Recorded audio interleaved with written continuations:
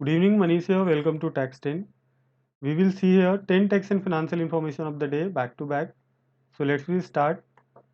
GST Council meeting likely to be rescheduled to the first week of March from Feb 18. जो GST council की 49th meeting schedule किए गए थे 18 फरवरी 2023 को, उसको अभी गवर्नमेंट ने रीशेड्यूल कर दिया है। अभी 18 फैब 2023 को 49 काउंसिल मीटिंग नहीं होएगी और ये एक्सपेक्टेड है कि मार्च के फर्स्ट वीक में ये 49 जीएसटी के काउंसिल मीटिंग हो सकते हैं। IGST refund claim cannot be withheld when ITC tolls purchased from risky supplier had already been reversed. एक एसएससी है चौकसी एक्सपोर्ट, जिन्होंने रिस्की सप्लायर से परचेज किया था। रिस्की सप्लायर मीन्स डिपार्टमेंट ने उनको जो टैक्स पेयर है उनको रिस्की सप्लायर बोला था, क्योंकि उन्होंने कुछ fake invoices fake ITC claim किए थे, इसकी वजह से तो उनसे परचेज किया था चौकसी एक्सपोर्ट ने कुछ गुड्स और उसके ऊपर आईटीसी क्लेम किए थे। तो इसकी वजह से डिपार्टमेंट ने उनका आईजीएसटी का रिफंड क्लेम विथहेल्ड किया था। बट इवन एसएससी ने वो पेमेंट रिवर्स कर दिया। आईटीसी जो भी क्रेडिट रिस्की सप्लायर से उन्होंने लिया था आईटीसी का, वो क्रेडिट को उन्होंने ऑलरेडी रिवर्स कर भी दिया था। उसके बाद भी आईजीएसटी का रिफंड डिपार्टमेंट ने विथहेल्ड करके रखा था।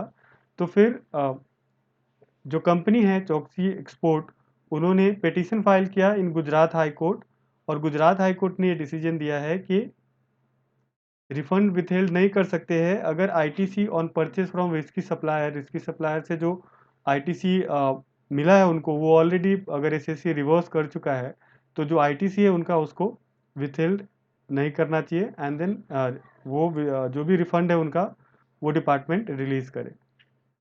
जीएसटी काउंसिल में consider setting up tribunal for the indirect tax litigations. GST tribunal setup करने की बात चल रही है लास्ट एक दो जीएसटी काउंसिल मीटिंग से। तो अभी एक्सपेक्टेड है कि जो 49 जीएसटी के काउंसिल मीटिंग होएंगे उसके अंदर जीएसटी ट्रिब्यूनल सेटअप हो सकते हैं for indirect tax litigations. SCN issued without reason allegation violates the principle of natural justice।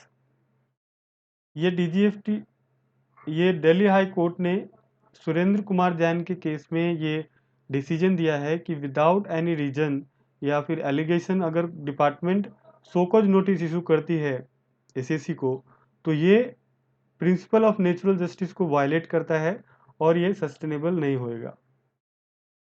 Adani Wilmar inspected over allegation of GST violation in Himachal Pradesh. जो हिमाचल प्रदेश की एक स्टेट एक्साइज डिपार्टमेंट है, वो इंस्पेक्शन कर रही है अदानी विलमार में on allegation of GST violations. Assistance in filing of application for fixation of standard input output norms. DGFT ने vide trade notice 26 dated 8 Feb एक स्टैंडर्ड इशू किया है for assistance in filing of application for fixation of standard input output norms. ये ये ये trade notice आप हमारे website से एक्सेस कर सकते हैं। LLP receiving share of profit from other partnership firm is eligible for exemption under income tax।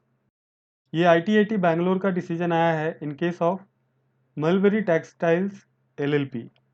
ITAT ने डिसीजन दिया है कि जो LLP होते हैं, लिमिटेड लाइबिलिटी पार्टनरशिप होते हैं, वो भी एक पार्टनरशिप फॉर्म है, और एक पार्टनरशिप फॉर्म को अलाउ होता है कि वो दूसरे पार्टनरशिप फॉर्म में पार्टनर बन सकते हैं और वहाँ से प्रॉफिट ड्रॉ कर सकते हैं। तो जो शेयर ऑफ प्रॉफिट जो होता है वो ऑलरेडी उसके ऊपर टैक्स डिडक्टेड होता है। तो इसके लिए जो शेयर ऑफ प्रॉफिट होता है पार्टनरशिप से, वो एग्जाम्प्ट होता है under section 10(2)(a) of income tax act. तो इसके लिए ITAT बेंगलोर का यह डिसीजन आया है कि ये LLP है मलबरी टेक्सटाइल LLP, उन्होंने दूसरे पार्टनरशिप फॉर्म में एज ए पार्टनर ज्वाइन किया था और उधर से शेयर प्रॉफिट ड्रॉ कर रहे थे, तो उसके ऊपर डिपार्टमेंट ने बोला कि टैक्स लगाएंगे। बट ITAT बेंगलोर ने बोला है कि ये इसके ऊपर टैक्स नहीं लगेगा और LLP एलिजिबल है दूसरे पार्टनरशिप में एज ए पार्टनर ज्वाइन करने के लिए और शेयर प्रॉफिट ड्रॉ करने के लिए, तो उसके ऊपर कोई भी टैक्सेस नहीं आएंगे और ये एग्जाम्प्ट होगी under income tax. CBIC issued instruction for import of high risk food products at a specific port. CBIC ने एक इंस्ट्रक्शन इशू किया है, instruction number 5 for import of high risk food product. और कौन कौन से पोर्ट से ये high risk food product import कर सकते हैं, उसके लिए CBIC ने ये इंस्ट्रक्शन इशू किए हैं। DGFT aligned RODTEP schedule Appendix 4A with the Custom Tariff Act with effect from Feb 15, 2023। DGFT ने अर्लियर वाइड नोटिफिकेशन नंबर 55 जो कि 7 Feb को आया है, जो RODTEP शेड्यूल है उसको अलाइन किया है with the custom tariff act, और ये एप्लीकेबल होगा फ्रॉम 15 Feb 2023। GST काउंसिल में tax on online gaming activity unlikely to be discussed.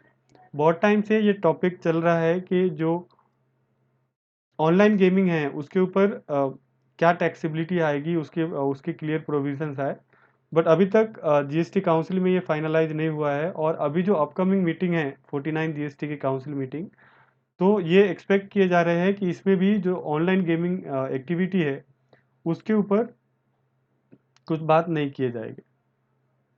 तो ये थे आज के tax 10। So thank you for your time, share this video, subscribe my channel.